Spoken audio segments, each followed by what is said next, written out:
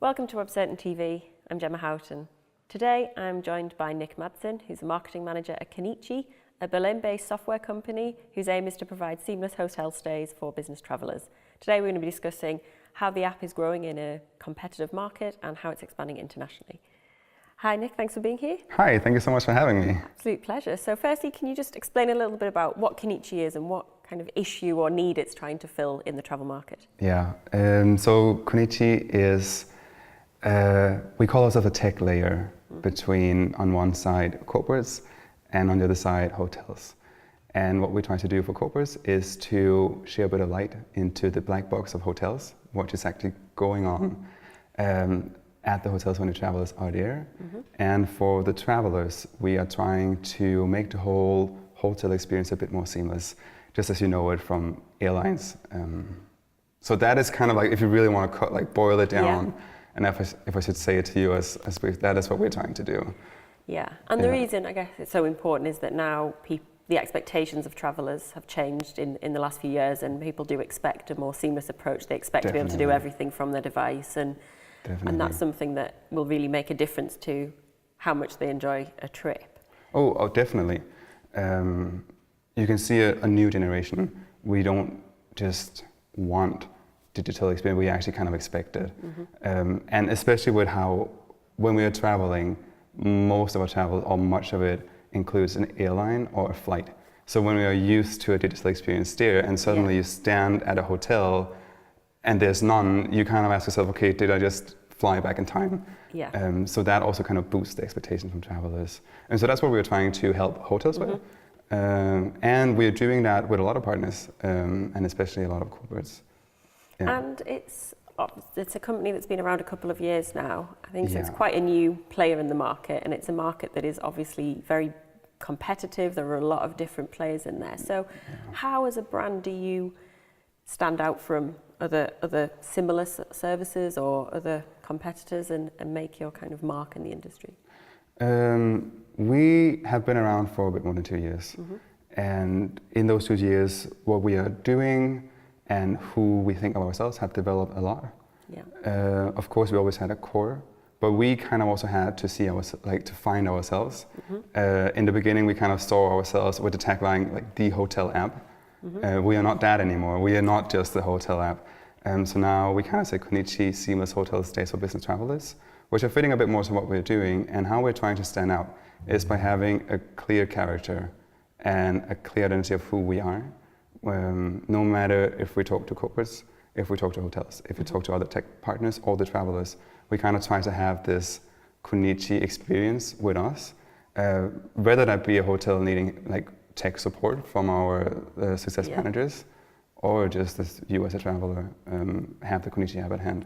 So that's how we're trying to stand out. And I think that's quite an interesting point to think about, the fact that, starting out new, you're not going to know who you are straight away. You're not going to have all the answers, and actually the companies that maybe will be successful are ones that can take some time to really, adjust the product, not just stick with what they started with and adapt to what actually is needed. Definitely, and that's also a learning we had to do at Conichi, because of course you start out and the founders and also the initial group of people, they have a clear idea of who you are, but the thing is that also who you actually should be? And kind of that demands a lot of your founder, be like, okay, let's always rethink things. Always stay true to ourselves, but are we doing things right, and are we doing the right things? And actually here, just before ITB, we changed our logo. Like a week before ITB, we changed our new logo because, and that was actually one of our tech developers said, hey guys, I've been reading this article about logos, and we should develop something new that's a bit more fitting to how we communicate these days. And we were just like, okay, let's take a look at it. I guess this is also one of the benefits for kind of startups and smaller companies, that you've got the ability to be a bit more agile, there's more flexibility, the people involved tend to be more open to changes. Bigger businesses have much more challenge. And it's so much of who we are at Conichi. We are a really hands-on, agile company. So you kind of you reflect the service that you're going to provide to your customers in the way that you operate yourself. That's also how we have fun working. That's also what makes it fun to go to work at Conichi each day. Sounds like a good place to work. Yeah, well, it definitely is. And travel is obviously by default international, really, because people are moving around. So therefore, it's something that most travel brands are thinking internationally. That's a big challenge, especially for a small company, to kind of make a splash in different markets and expand into new markets. So how have you taken the approach to internationalization? There are, of course, many ways you can international, and one of the ways we seem most natural, as you said, as a small company, you only have a limited amount of resources. You can't just like put millions into just being at every market, and you can only run as fast as you can run. So our main strategy, if you can say so, is actually to use the talents we had in our company, or we have had, whether they have been former interns who are now back in their respective countries, or if it's employees who have gotten other opportunities. Our former head of marketing is now our head of Americas because her husband got a job off in San Francisco and she moved with him. So that is why Conichi started up in San Francisco. It's not just out of the blue. There was always been a talk about, okay, we have to internationalize, but that was just something that happened. And naturally made it a good fit. It made it a good fit for Conichi, and that's how we are in most of our markets. It's simply just the people who's been working there. We had a bit of conversation. We might have been going a bit too fast. So now we are trying to focus on two core markets. One is Europe and one is North America, and kind of allocating our resources into kind of those markets first, and then everything else after. Yeah, because that can often be a problem for business. If you try and go into two markets at once, you spread yourself too thin, and therefore you're not going to see as much success, and potentially write off a market that does have potential because you just haven't done it right. Yeah, and for example, in marketing, like languages, especially in the European markets, the different languages, that demands a lot of time to actually sit down. Okay, we have a text in German, which makes sense in German, but if we just translate it into, let's say, Italian, does it then still make sense? One thing is to people understand it, but is it also the right needs we are touching in Italy? So all of this takes a lot of time and resources. That's what we're trying to focus a bit more now. Yeah, absolutely. And that's the key part to the localization, is not just the translation, but is understanding, it's really understanding the offering the right thing in the market. The right cultures. And it does make it very helpful that our office is so international. Like we're not just in Italy with no Italians, for example. We have Italian people in the office, so we can go talk to people and actually, okay, give me your feedback. Like don't just tell me it's nice because you know me, but actually, will this work in this country? And if not, why not? Exactly. So that also helps a lot in our internationalization, is that we have people from very different like cultures in the office. The local knowledge is key to. Yeah, it also makes it fun to work. Of course, there's also some challenges, but I find personally that is what I also like about working at Conichi. The experience of working with people from very different cultures. Yeah, my closest colleague now is from Britain, so I feel I learned a lot about the UK during my last months at Conichi. So that is really fun. And obviously software, it's an online product. You're going to be using mainly, I'm sure, a lot of online channels to promote the product. How have you approached kind of that digital marketing strategy, especially in the different markets? Do you have a global approach? Do you have local approaches? And which channels are most interesting? It's always funny also when we have to talk about people, like how do we actually market ourselves? And one thing is we go to all these fairs, and that is kind of to like get our name out and establish ourselves as a brand. But that is more on like internal in the travel community, if you can say so, to reach travelers. What we actually came up with, because we also said, okay, we are an app. Does that mean we only have to do digital marketing? And we were kind of like, no. We found another channel which is actually in hotel. So we do a lot of material in hotels and use our partners into promoting Conichi, because that also eventually helped them. Like one of our key problems in marketing at Conichi is that we need to convince a lot of hotels with the help of sales to sign up as our partners. On the other hand, we need to reach out to a lot of travelers starting to use our tool.